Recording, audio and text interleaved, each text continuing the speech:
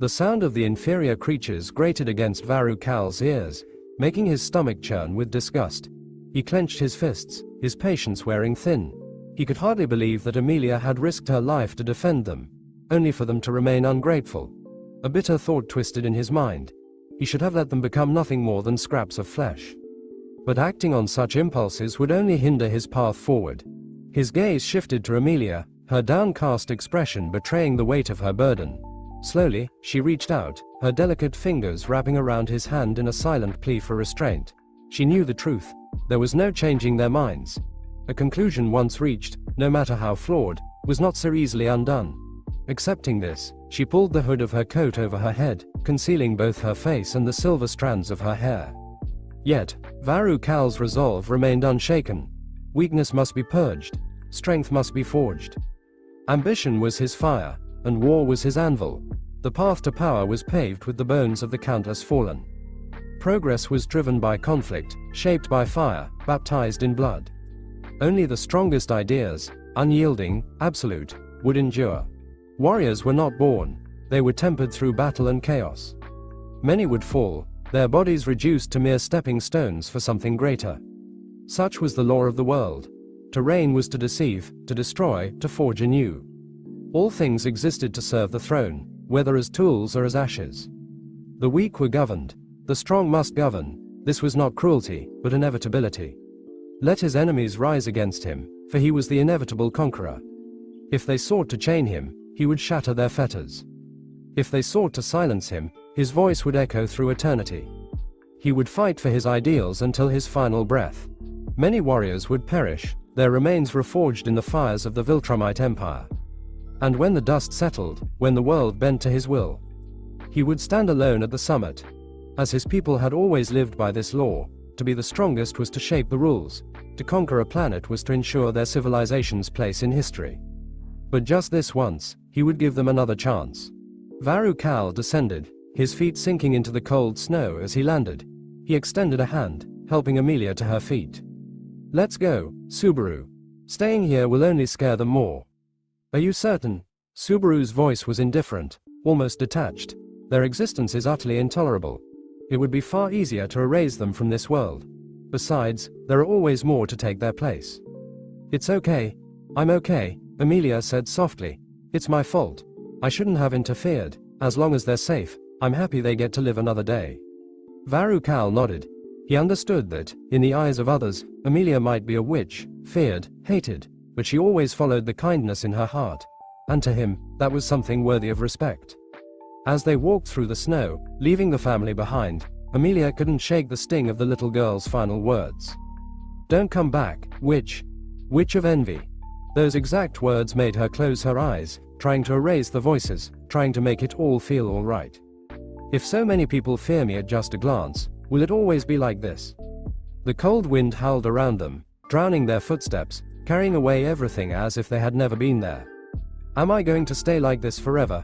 Behind them, their tracks vanished beneath the relentless snowfall. But Amelia knew this path well. She always did. Even without memories of her past, even without understanding why she was treated this way, she never truly felt lost. But this time was different. This time, she wasn't alone. She had found a companion she could rely on. It was almost funny how she reunited with Subaru in such a bleak state. Yet, despite everything, she was grateful. He had slain the beast, saved that family. She could only hope they would be okay in the cruel grasp of winter. Ahead of them, the forest loomed, its shadows stretching to greet them as they drew closer to their destination. After a few minutes of walking, they reached their destination, a giant tree with a door embedded in its trunk. Amelia stopped and gently pushed it open. "Thank you for accompanying me, Subaru. I'm sorry we had to reunite under such unfortunate circumstances. If you'd like, I can offer you some hot water or a snack." "I would be delighted, Amelia, for inviting me in." As Varu Kal steps inside, the scent of earth and aged wood fills the air. The walls, carved from the hollowed trunk of a massive tree, curve gently around the dimly lit space. A soft glow filters through cracks in the ceiling, casting pale beams onto the wooden floor, illuminating dust particles drifting lazily. A thick, deep red blanket is sprawled over a simple bed carved into the wall itself, the fabric slightly rumpled as if someone had just left. In the center of the room, A modest rug with faint geometric patterns rests on the worn planks, its edges curling slightly from years of use. A tiny doll, nearly hidden in the dim light, sits at the foot of the bed, watching in eerie silence. To the right, a coat rack stands against the wall, draped with a long, pale blue cloak, swaying ever so slightly as if disturbed by an unseen breeze. Near the far wall, a wooden shelf holds a few scattered items, woven baskets, earthen pots, and trinkets lost to time. The room is still, yet it feels as if the very walls hold memories, whispering secrets of those who once sought refuge in this quiet, hidden sanctuary. "Sorry, I haven't gotten to clean up. I don't really get visitors often," Amelia said hastily as she rushed to straighten her sheets. She hadn't expected anyone to accompany her, let alone stay. The only company she ever had was Puck, and even then, silence had become more familiar than conversation. Puck was often busy, and their talks would frequently be cut off without warning. It had happened more times than she could count, leaving her alone with her thoughts once more.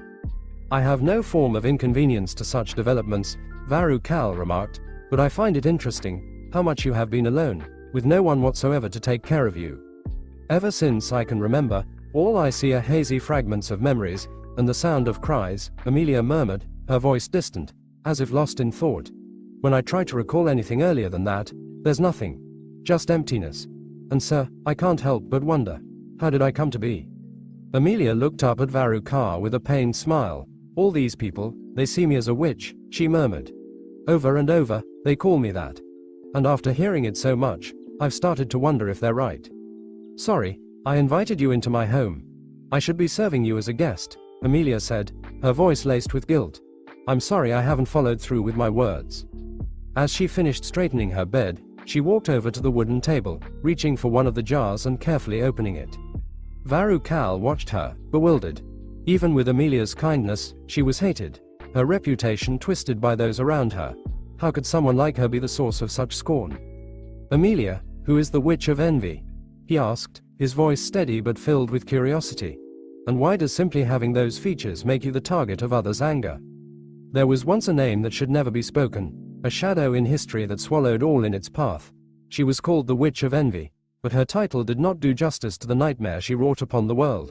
Hers was a legacy of ruin, despair, and unending hunger. Long ago, when the world was young, 7 witches walked the land, each possessing great power. But one among them was unlike the rest. Her magic was insatiable, her desires endless. She did not seek knowledge, did not seek balance, did not seek love. She sought only to consume. The first signs of her terror were subtle. A kingdom where people vanished in the night, their existence erased so thoroughly that even the names faded from memory. Then came the great blackening of the seas, where water turned thick like ink, and no life could endure. Crops rotted in their fields, the soil rejecting the touch of man. The sky, once bright, became a dome of swirling darkness, never to see the light again. Her power was called the Devouring Shadow, and it did more than kill, it erased. Cities swallowed by it ceased to exist, as though they had never been built. The people who lived there were not mourned because there was no one left to remember them. It was not just destruction, it was erasure. The Witch of Envy did not march with armies, nor did she revel in bloodshed. There was no pleasure in her work, no wrath, no hatred. There was only the empty abyss of her hunger. And so the world turned against her, not for justice, but for survival. The strongest warriors, the greatest mages, the wisest scholars, none could even leave a mark upon her. Swords rusted before striking her flesh, spells faded like whispers in the wind. The more they resisted, the more they were lost. It is said that she devoured the 6 other witches, taking their powers as her own, leaving behind only silence where their legacies had once stood. Their names, their teachings, their very souls, gone. What remained was an entity no longer bound by human limits, a being who knew nothing but hunger. A hero was never written into this tale. No one slew her, for none could. She was sealed away, locked in a prison so deep in the fabric of the world that even time itself could not reach her. But sealing is not destruction. She remains, waiting in the void, her hunger unsatisfied. Some say she whispers from the abyss, calling to those whose hearts are weak with jealousy and resentment, luring them to take part in her endless feast. Others believe that one day, the seal will break, and she will walk once more, not to rule, not to conquer, but simply to consume, to devour the world itself until nothing remains. And the traits that make her infamous, bluish-purple eyes, white hair, and being a half-elf, they're all mine, Amelia murmured, her grip tightening around the jar. but I don't know who she is."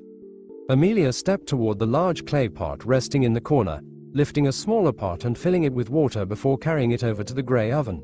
Amelia set it down before crouching near the wooden table, reaching underneath to gather a few pieces of firewood. To Varu Kal, Amelia's story sounded like a bedtime tale twisted into something cruel, something that had gone terribly wrong. And yet, there was a strange weight to her words, an unshakable sense that beneath the fear and myth lay a buried truth.